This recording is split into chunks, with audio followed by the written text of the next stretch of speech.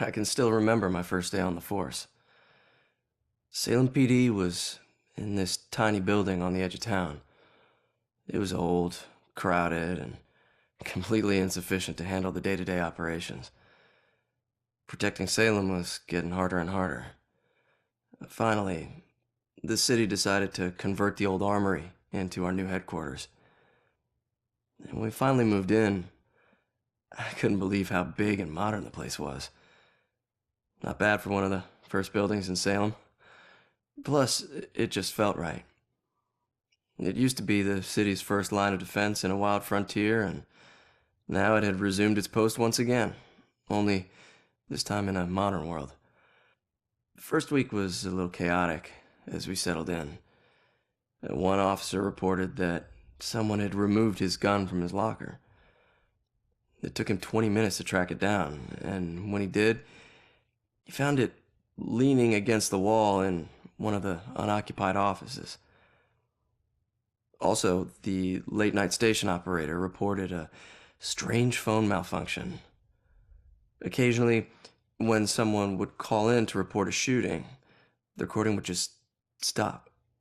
The call would cut out, and the voice of the panicked caller would just loop over and over again until the phone was unplugged.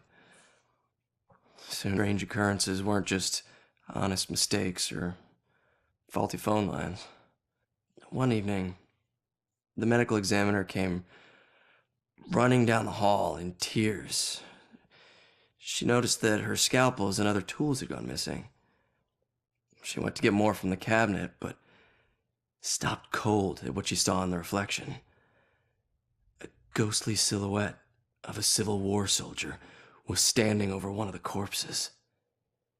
She spun around. It was gone. She barely noticed how cold the room had gotten before running off. Of course, the guys didn't believe her. Hell, I didn't either, till I saw it with my own eyes. I was working late and got up to get more coffee.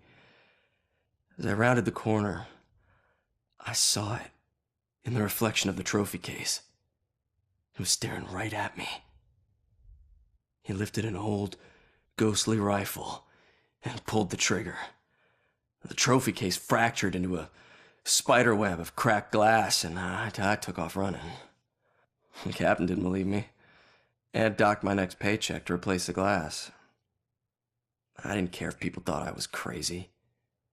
I know what I saw. People sometimes ask me if anyone else has seen it since, or if the Specter still roams the halls. I always tell them the same thing. I wouldn't know. I transferred to Boston.